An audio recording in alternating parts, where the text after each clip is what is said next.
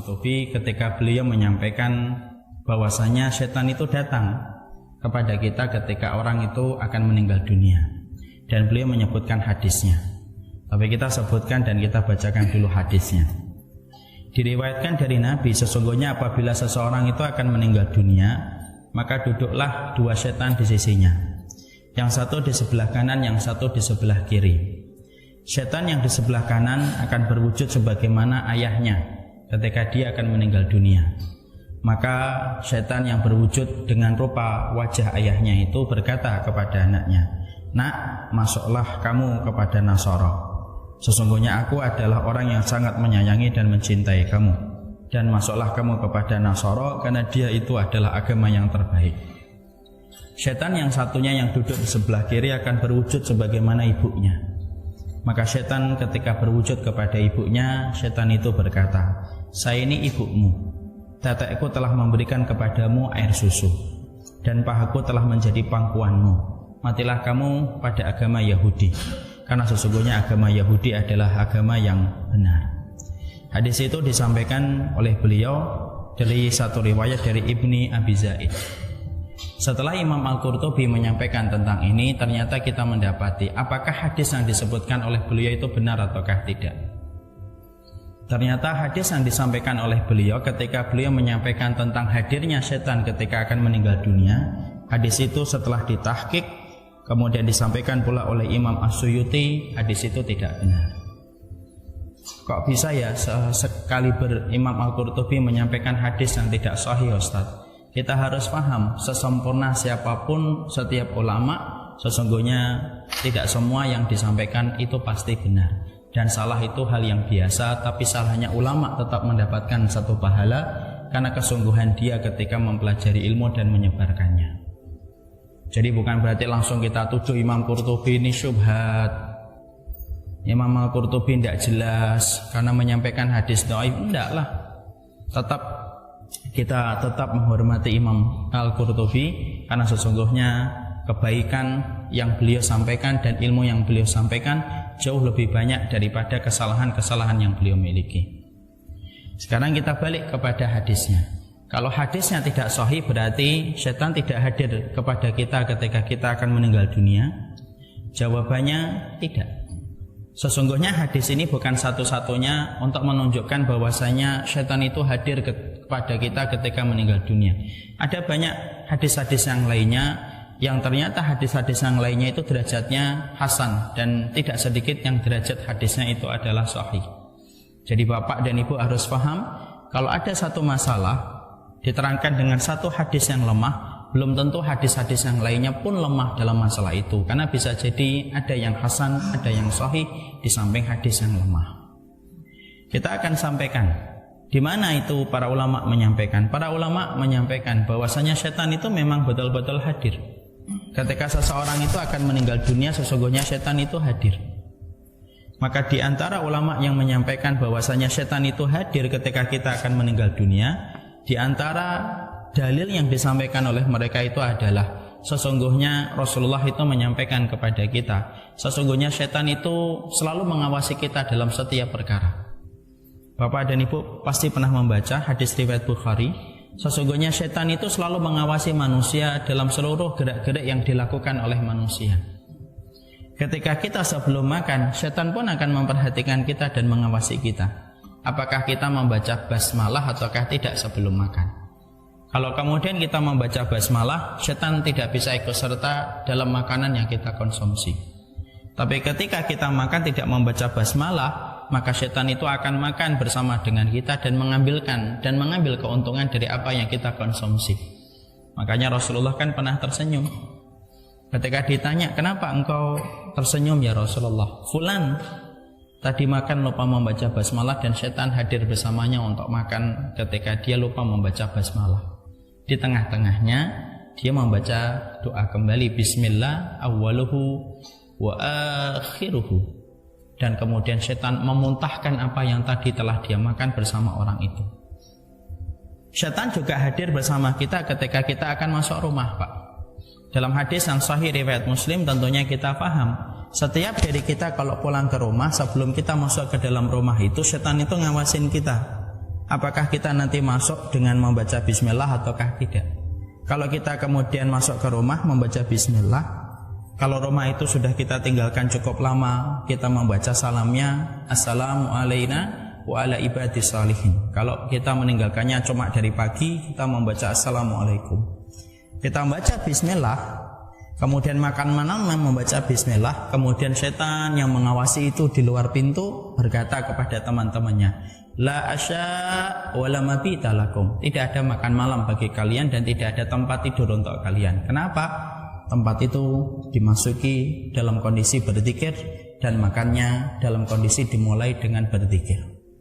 Tapi kalau ada orang yang pulang ke rumah, saya dan bapak pulang ke rumah, buka pintu tidak membaca bismillah, kemudian ketika makan malam yang disediakan di rumah kita tidak membaca zikir, maka kemudian setan itu akan berkata kepada teman-temannya, asya wa mabita lakum, kalian punya makan malam dan kalian punya tempat tidur di sini. Dan akhirnya mereka tidur di rumah itu, mengambil manfaat di rumah itu dan mengambil manfaat dari apa yang dikonsumsi oleh penghuni rumah itu. Disitulah kita menjumpai para ulama lalu menyebutkan dalam qiyas aula. Qiyas aula yang disebutkan oleh para ulama adalah kalaulah kita dalam kondisi makan itu disaksikan oleh malaikat, dan kalaulah kita ketika akan minum disaksikan oleh malaikat, dan ketika kita akan masuk rumah setan itu menyaksikan kita, dan kalaulah kita ketika makan setan itu menyaksikan kita, dan seluruh perbuatan yang kita lakukan itu disaksikan oleh setan untuk melihat celah mendatangkan kemudaratan untuk diri kita, apalagi ketika kita akan meninggal dunia. Pasti setan itu hadir. Karena perang puputan yang terjadi pada kehidupan manusia itu terjadi ketika orang itu akan meninggal dunia. Disitulah terjadi pertempuran besar-besaran antara yang hak dengan yang batil, karena setan tahu itulah saatnya dia menggelincirkan dan menyesatkan manusia pada akhir kehidupannya, karena dia tahu hadis Rasulullah, innamal a'malu bil khawatim, seluruh amal itu ditentukan bagaimana penutupnya, dan dia ingin menentukan penutup itu buruk bagi manusia ketika digoda olehnya. Makanya disitulah kita akhirnya memahami para ulama Ahlussunnah menyampaikan, walaupun hadis yang disampaikan oleh Imam Al-Qurtubi di sini tidak sahih, tetapi tidak menafikan hadis-hadis yang lainnya yang kondisinya sahih, yang menerangkan bahwasanya setan itu hadir ketika seseorang itu akan meninggal dunia. Makanya kita menjumpai dengan kias dan analogi yang sederhana lagi. Bapak tentunya tahu kan, orang-orang yang ketika dia itu mempropagandakan agama, ketika dia itu mensyiarkan agamanya, orang itu kalau mensyiarkan agamanya itu sampai orang yang sakit pun masih bagaimana diajak kepada agamanya. Coba kalau Bapak lihat rumah sakit non muslim dan bukan rumah sakit umum, rumah sakit milik yayasan-yayasan agama lain, pasti di situ ada kitab-kitab sucinya, ada kata-kata suci yang ditempelkan pada dinding-dindingnya. Bahkan tidak sedikit di antara mereka ada yang bertugas untuk mengiringi orang ataupun pasien ketika akan meninggal dunia. Bahkan saya sempat mendengar rumor dulu ketika saya SD, ada salah satu tokoh nasional, tokoh Islam nasional ketika akan meninggal dunia, maka sesungguhnya sempat didatangi beberapa orang dan diajak untuk berpindah agama. Entah benar ataukah tidak rumor itu, tapi itu sudah cukup memberikan gambaran kepada kita. Kalaulah manusia memiliki keyakinan batil dan dia ternyata mendakwahkan keyakinan batil itu kepada manusia yang dia inginkan, karena dengan kaidah ingin menyelamatkan dimasukkan kepada agama-agama yang batil itu, apalagi setan dalam bentuk jin, pasti tidak akan pernah membiarkan seseorang ketika akan mati kecuali bagaimana orang itu digoda dan diselewengkan supaya dia melakukan sesuatu yang dibenci oleh Allah, karena setan tahu segala sesuatu ditentukan oleh Allah bagaimana penutupnya manusia itu ketika meninggal dunia. Makanya sampai Allah kemudian sebutkan dalam surat Ali Imran ayat yang ke-8, satu doa supaya betul-betul kita memegang betul bagaimana keyakinan kita, supaya keyakinan kita betul-betul menjadi keyakinan kita ketika meninggal dunia dan tidak terpengaruh dengan bisikan setan ketika akan meninggal dunia. Makanya satu doa yang sering kita hafalkan, sering kita ucapkan di dalam surat Ali Imran ayat yang ke-8, Rabbana la tuzigh qulubana ba'da idh hadaitana wa hab lana min ladunka rahmah innaka antal wahhab. Ya Allah, janganlah Engkau menjadikan hati kami condong kepada kesesatan setelah Engkau memberikan petunjuk. Di situ Imam Qurtubi menyampaikan itu ayat berbicara supaya kita kalau sudah mendapatkan petunjuk jangan condong kepada kesesatan ketika kita akan meninggal dunia, karena pengaruh setan ketika menggoda kita dan menyesakkan dada kita ketika detik-detik sakaratul maut sebelum kita menutup mata. Selain dalil itu, sebelum saya sampaikan dalil yang lainnya yang disebutkan oleh Imam Qurtubi, ada nggak dalil lain Ustaz? Bahwasanya betul-betul setan itu datang untuk menggoda kita dan menyesatkan kita ketika akan meninggal dunia. Ada. Saya akan sebutkan 2 kisah atau 2 dalil yang sahih.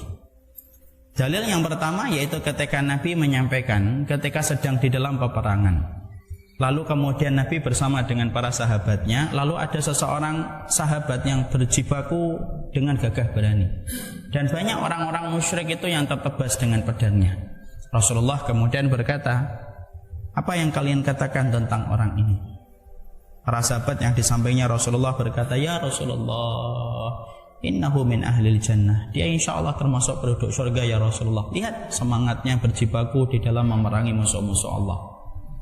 Rasulullah mengatakan, tidak, dia ini penduduk neraka.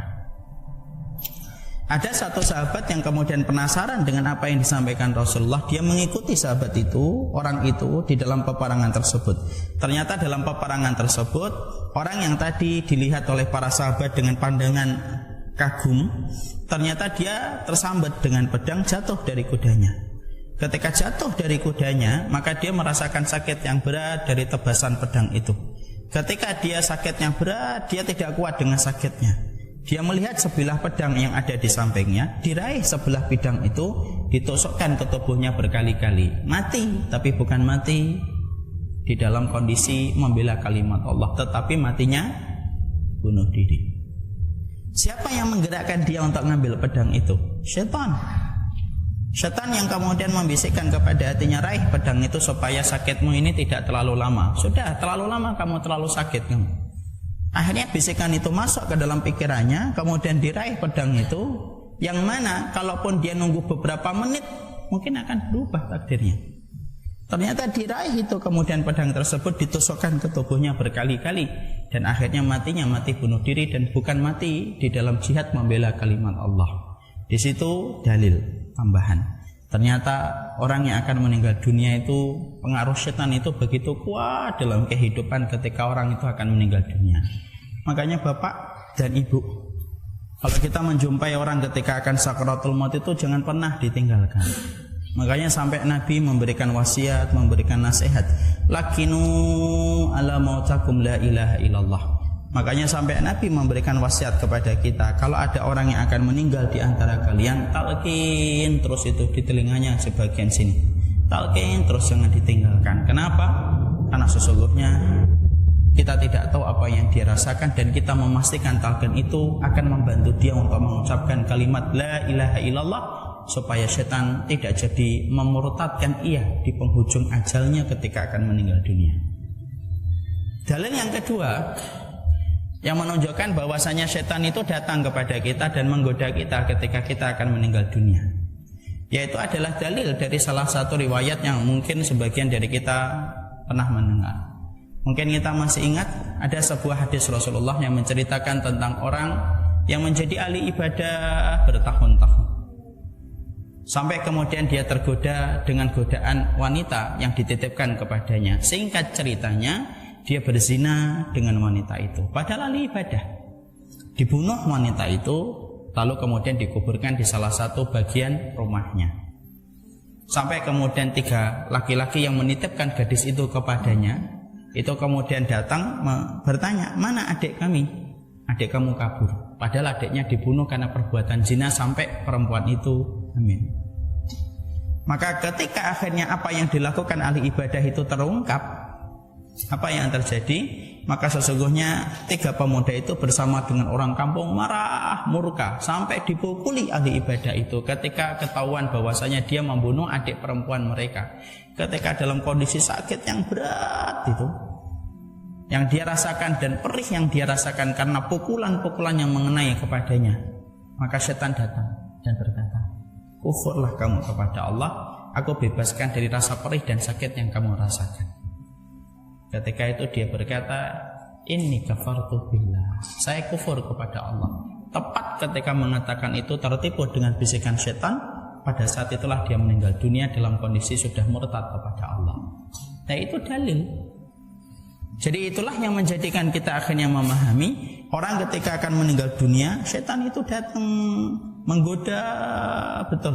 Dan bagaimana menyeret dia supaya meninggalkan agama yang telah dia yakini selama hidupnya dan mengingkari serta mengkufuri semua ibadah yang telah dia kerjakan. Makanya sabarnya kita kalau mendapati orang akan meninggal dunia itu sabar, talqin terus, jangan pernah ditinggalkan. Bapak capek, ganti sama yang lainnya anggota keluarga. Anggota keluarga itu capek, gantikan sama yang lainnya, supaya jangan ditinggalkan. Karena pada saat itulah terjadinya peperangan besar-besaran antara yang hak dengan yang batil, dan pastikan anggota keluarga kita yang akan meninggal dunia itu tidak dia dengarkan kecuali kalimat la ilaha illallah yang kita perdengarkan di telinga kanannya. Dan itulah yang menjadikan kita faham kenapa Nabi memerintahkan talqin untuk kita perdengarkan kepada mereka yang meninggal dunia, karena itu yang akan menguatkan dia ketika akan menghadapi godaan setan di penghujung ajalnya. Makanya kadang-kadang sedih ya Pak. Ini harapan saya, kalaupun ada di antara kita jadi dokter. Kalau ada yang jadi dokter, ada yang punya rumah sakit, orang-orang yang di ICU itu seharusnya tidak boleh diisolasi dari keluarganya. Orang kalau sudah di ICU itu berada di antara sakit yang berat dan sakaratul maut. Yang mana ketika dia sudah berada di antara batasan sakit yang berat dan sakaratul maut, tidak ada yang dibutuhkan Pak orang yang sakaratul maut kecuali dikuatkan betul bagaimana dia mengucapkan la ilaha illallah di akhir kehidupannya supaya mengucapkan itu. Tentunya yang kita dapatkan hari ini di rumah sakit tentunya berbeda. Kalau ada orang sudah masuk ICU malah tidak boleh ditemani. Padahal saat itulah masa-masa genting, bisa jadi ICU itu ketika ditempati oleh saudara kita semakin memburuk kondisinya. Pada saat sakaratul maut malah ditemani alat-alat yang dipasang pada tubuhnya, tapi tidak ada satupun keluarga yang menemaninya untuk dia dengarkan kalimat Allah di telinganya. Dan kita khawatir itu. Setan itu tidak pernah letih menggoda manusia sampai memastikan orang itu mati, baru setan itu akan pindah kepada orang lain. Sekarang mari kita baca riwayat-riwayat yang lainnya. Kita buka halaman 82. Abdullah bin Ahmad bin Hanbal, ya. Abdullah bin Ahmad bin Hanbal itu putranya Imam Ahmad bin Hanbal. Nama putranya Abdullah, makanya kunyahnya Imam Ahmad itu Abdullah. Maka Abdullah bin Imam bin Ahmad bin Hanbal berkata, aku ini menghadiri kematian ayahku. Di waktu tanganku memegang secarik kain untuk mengikat jenggotnya ini, karena sakitnya berat itu sakaratul maut itu, tiba-tiba beliau tidak sadar. Lalu sadar kembali, beliau mengatakan dan mengisyaratkan dengan tangannya. Dia berkata, tidak, sampai kapanpun tidak. La wallahi la abada. Ya. Dalam satu riwayat yang disampaikan bukan dari jalurnya Imam Al-Qurtubi, beliau Imam Ahmad mengatakan wallahi tidak. Wallahi ba'ud. Menjauhlah kamu. Kenapa kemudian Imam Ahmad bin Hanbal ketika sakitnya berat tiba-tiba mengucapkan itu? Maka kemudian anaknya berkata, wahai ayah, apa yang kamu maksudkan ketika kamu mengucapkan semacam itu? Kenapa kamu mengucapkan itu? Maka kemudian Imam Ahmad berkata, sesungguhnya setan itu berdiri di hadapanku, dia mencengkramku dengan ujung-ujung jarinya. Lalu kemudian dia berkata, hei Ahmad, menurutlah kamu kepadaku. Maka tapi aku katakan kepadanya, tidak, sampai kapanpun, abadan, selama-lamanya tidak akan pernah aku mengikuti kamu. Dalam riwayat yang lain yang tadi saya sampaikan, menjauhlah itu apa? Ketika setan datang kepadanya, lalu setan ketika datang kepadanya, setan itu berkata, Imam Ahmad, kamu itu orang yang alim, orang yang besar, diikuti oleh ribuan orang, gitu. Dan tidaklah setan itu ketika datang kepadaku untuk memujiku supaya aku sombong di penghujung umurku. Aku katakan kepada setan itu, la, ta'ud, jauh kamu, menjauh. Insya Allah Imam Ahmad itu takut betul untuk jadi sombong dengan ilmunya. Di situ kita menjumpai Imam Ahmad, Pak. Jadi kita harus pahami, Imam Ahmad ini sakit sebelum akhirnya beliau meninggal dunia. Dan ada yang menarik dari sakitnya Imam Ahmad, Pak. Imam Ahmad itu ketika sakit, awal-awal beliau ketika sakit itu kadang-kadang beliau itu mengerang sakit ketika dalam kondisi merasakan perih. Lalu ada sahabatnya datang ke Imam Ahmad. Imam Ahmad, jangan mengerang. Aku khawatir orangan kamu dimasukkan termasuk dari perkataan yang akan dicatat oleh malaikat Raqib dan Atid. Kemudian dibacakan satu ayat dalam surat Qaf, ma yalfidhu min qaulin illa ladaihi raqibun atid. Tidak ada satu ucapan yang diucapkan kecuali disaksikan Raqib dan Atid. Setelah itu, Pak, Imam Ahmad ketika sakit, seberat apapun perih yang dirasakan Imam Ahmad, tidak pernah sama sekali beliau mengerang. Karena takutnya kalau erangan itu dimasukkan dalam catatan yang akan diperlihatkan kepadanya nanti. Artinya apa, Pak? Bukan berarti kita ngerang sakit tak boleh. Tidak, bukan itu artinya. Artinya adalah semangatnya para salaf itu jaga lisan. Sampai urusan ngerang aja mereka takut kalau dimasukkan dalam urusan besar ketika akan ditampakkan oleh Allah pada waktu hari kiamat. Nah, Imam Ahmad akhirnya ketika meninggal dunia semacam ini, maka inilah yang kemudian akhirnya menjadikan kita memahami ini dalil tambahan yang disampaikan oleh Imam Al-Qurtubi. Setan itu datang.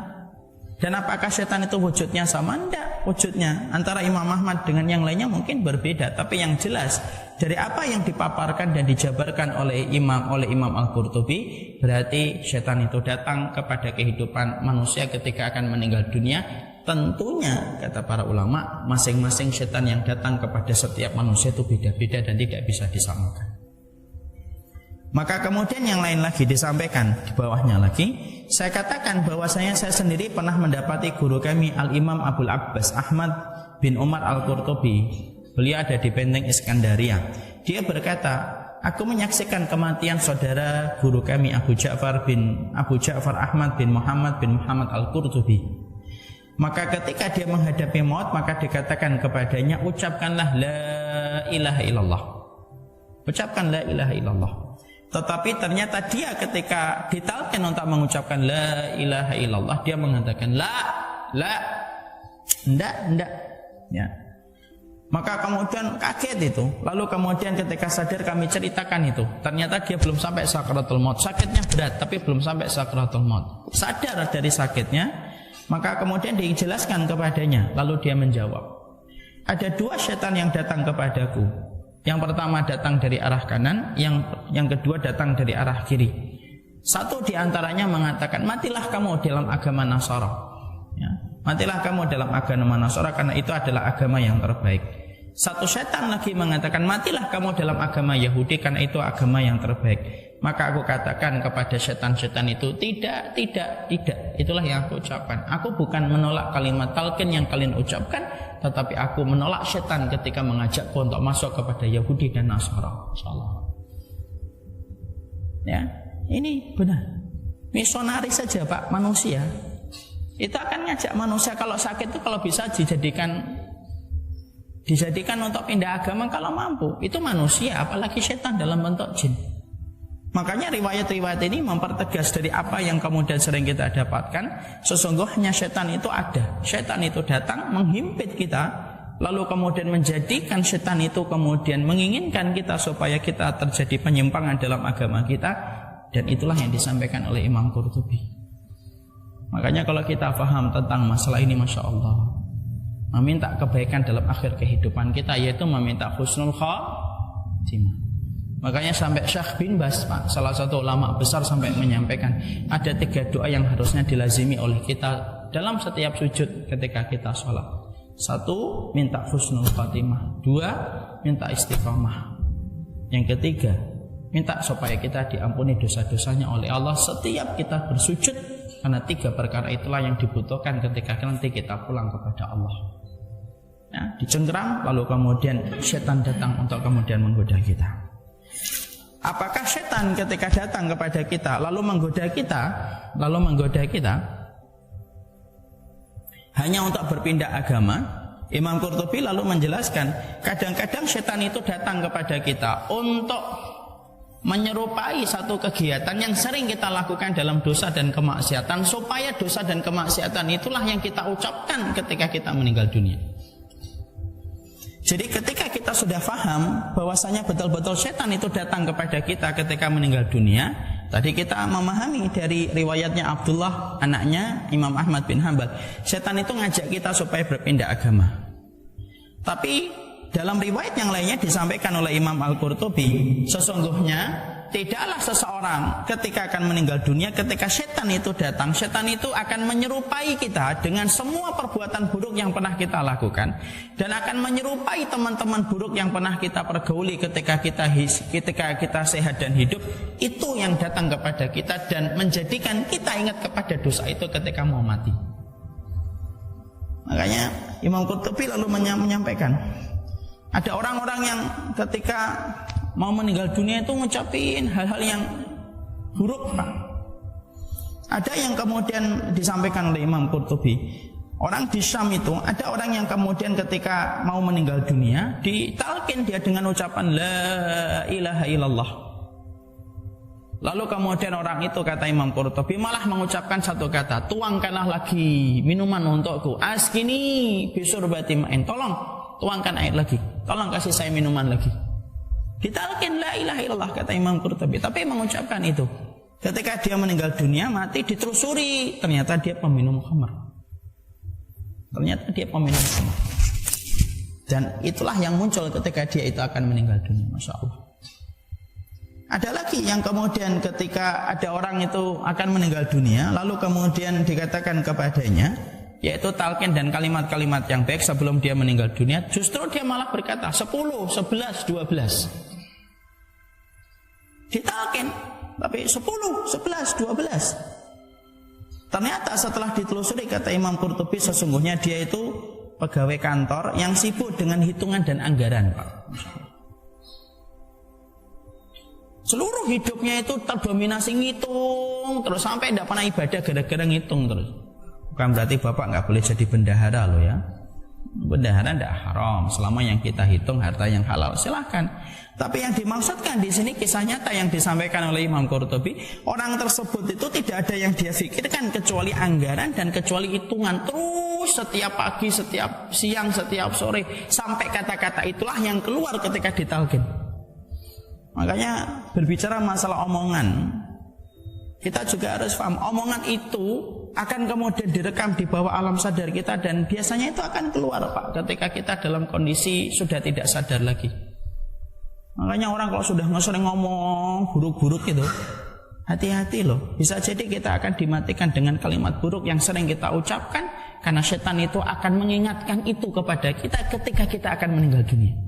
Maaf ya Pak, kalau ada orang yang suka ngomong anjir gitu ya, waliyadzubillah, anjir gitu, walaupun bercanda gitu, hati-hati loh. Bisa jadi nanti ketika pas mau meninggal dunia ditalkin la ilaha illallah, anjir gitu. Karena kebiasaannya ngomong itu selama hidupnya, baik itu dalam kondisi dia bercanda ataupun dalam kondisi serius. Karena Imam Qurtubi menyampaikan kepada kita, setan itu datang bukan hanya menggoda kita supaya keluar dari agama Allah, tapi setan itu menggoda kita dalam bentuk mengingatkan kembali dosa-dosa yang telah kita lakukan dulu ketika bermaksiat dan tidak bertobat sampai mau mati. Itu yang akan dilakukan oleh setan untuk menggoda kita ingat kepada dosa itu. Makanya Imam Qurtubi juga menyampaikan, kan, ada seorang yang kemudian ketika ditalqin dia justru mengucapkan nama perempuan. Ternyata cintanya bertepuk sebelah tangan, dia ngejar perempuan itu, tapi perempuan itu tidak menerima cintanya. Nama wanita itu yang dia ucapkan ketika meninggal dunia. Makanya hati-hati membiasakan omongan. Makanya kalau saya ditanya latah itu bukan penyakit, Pak. Latah itu kebiasaan.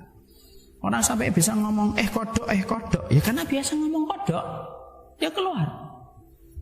Makanya ada jamaah saya bapak-bapak dulu, 5 tahun lalu, 4 tahun yang lalu lah, ada di antara jamaah itu yang suka ngomongnya gini, kalau mau bercanda itu si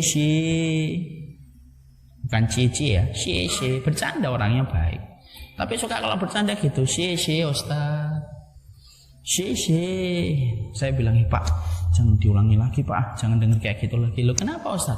nanti bapak mau nggak kalau pas lagi sakaratul maut saya talqin gitu, la ilaha illallah syi. Tapi alhamdulillah setelah itu nggak mau lagi dia ngucapin itu. Kalimat yang kita biasakan, dosa yang kita kerjakan, maka itu yang kemudian akan diperlihatkan. Orang yang sering nonton porno, ya itu yang dia lihat ketika mau meninggal dunia. Orang yang kumpul dengan sesuatu yang buruk, ya setan itu ngerti. Track recordnya kita semua hidup tuh tahu, setan tuh ngerti ini orang ini tobat atau tidak tobat. Setan tuh tahu Pak, itu yang akan diambil supaya orang ini akan mengingat itu ketika akan meninggal dunia, dan yang diingat itu kemaksiatan itu. Makanya sampai syirik, tidak bisa mati-mati. Ya, dosa aja bisa menjadi sebab sulh khatimah, apalagi syirik Pak. Sama orang, tanya sama orang-orang yang mati, yang hidupnya bawa syirik Pak, bawa benda-benda apa yang menjadi tempat-tempat kesyirikan di dalam tubuhnya itu. Matinya susah Pak. Matinya susah. Baru kemarin 2 hari yang lalu saya ditelepon salah satu jamaah Bintaro, dia punya kerabat gitu. Matinya susah, kesakitan, matanya melotot-melotot gitu. Terus sampai kemudian anaknya nanya sama ibunya, ini bapak punya apa sih Bu, kok kayak gini meninggalnya, kok susah Bu gitu. Ada itu beberapa barang ditaruh di lemarinya nak, Masya Allah itu. Sampai kerabatnya nelpon saya, terus barang-barang ini kami apakan Ustaz? Sudah dihancurkan, dibakar, baca ayat kursi, Al-Ikhlas, Al-Falaq, An-Nas. Karena apa? Orang yang bawa syirik sampai mati, kata Rasulullah, fa'in mutta ala dzalika ma'aflah ta'abada. Sampai Rasulullah berkata, kalau kamu mati bawa barang-barang kesyirikan, tidak akan selamat kamu, tidak akan beruntung dunia dan akhirat kamu kalau sampai membawa barang itu sampai mati. Dosa aja bisa muncul Pak. Makanya membiasakan kata-kata yang baik itu, maka bisa jadi itu akan menjadi penolong kita ketika kita nanti dalam kondisi meninggal dunia. Coba sesekali Pak, Bapak tanya sama pegawai di rumah sakit. Rumah sakit itu kadang-kadang ya, ada orang ketika habis dioperasi belum sadar itu Pak, belum sadar 100% biusnya itu. Kadang-kadang dia bisa berzikir itu. Kenapa bisa berzikir? Mungkin kebiasaan pasien itu berzikir. Masuk di bawah alam sadarnya, keluar ketika dia dalam kondisi antara sadar dan tidak sadar. Apa yang biasa dia ucapkan? Makanya sampai kita mendapati Rasulullah sallallahu alaihi wasallam mengatakan, kullu abdin yub'atsu ala ma mata alaihi. Semuanya manusia itu akan dimatikan sesuai dengan kebiasaan dia. Orang pengen mati sujud, nggak pernah sujud, nonsen, mustahil kita bisa mati dalam keadaan sujud ini. Karena setiap dari kita akan dimatikan sesuai dengan kebiasaannya. Makanya orang yang melakukan keburukan, main kartu, ya wes main kartu itu. Main catur sampai berlebihan main caturnya, ya sudah bisa jadi kemudian ketika ditalkin dia akan gini-gini. Anak-anak muda yang apa itu, yang TikTok gitu, bisa jadi ketika ditalkin gini-gini dia. Ya kan, karena kan Rasulullah menyampaikan, kullu abdin yub'atsu ala ma mata alaihi. Setiap orang itu akan dimatikan sesuai dengan kebiasaannya. Karena itulah yang kemudian disampaikan oleh Imam Al-Qurtubi, betapa banyaknya peristiwa-peristiwa yang beliau serupa beliau jumpai dan itu banyak dia lihat dalam kehidupan beliau. Sama pula dengan kebaikan Pak. Setiap kebaikan itu pada dasarnya kita sedang menanamkan kebaikan untuk menjadi kebaikan ketika kita akan meninggal dunia. Makanya husnul khatimah diberikan oleh Allah ketika kita membiasakan ketaatan. Ketaatan itulah yang membekas kepada kita, dan ketaatan itulah yang menjadikan kita meninggal dunia dalam kondisi yang semacam itu. Makanya ada kan kisah, kita menjumpai setidaknya ada 2 kisah nyata yang saya pernah baca dari, kalau tidak salah dari negeri Mesir. Ada kisah nyata yang saya pernah dapatkan. Yang pertama, ada seorang muadzin 40 tahun dia dalam kondisi adzan, 40 tahun dia dalam kondisi adzan.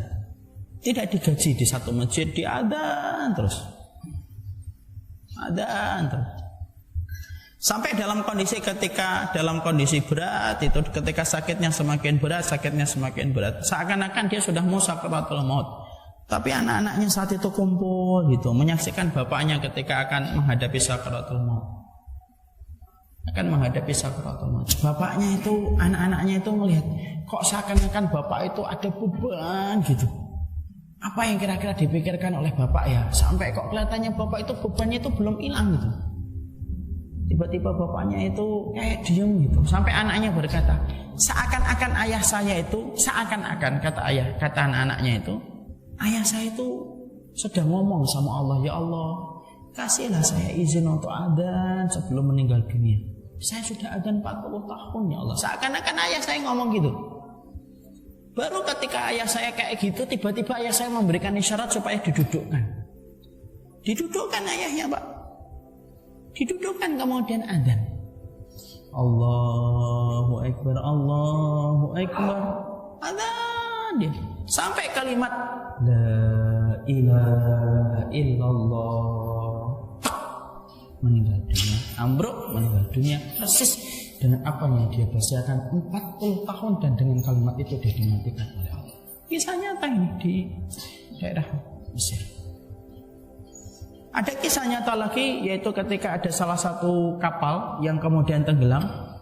Lalu ketika sebelum tenggelam kapal itu karam itu, maka kemudian ada suami istri di satu kamar kapal tersebut. Kemudian ketika sudah kapal itu mau tenggelam, maka suaminya itu mengkondisikan betul supaya istrinya, ayo cepat ini kapal mau tenggelam gitu.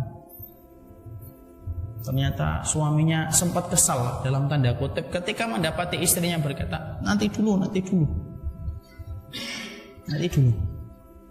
saya pengen nyari hijab saya. Suaminya ngomong, ya Allah, ini kapal ini mau tenggelam, ngapain kamu nyari jilbab, ngapain kamu nyari hijab?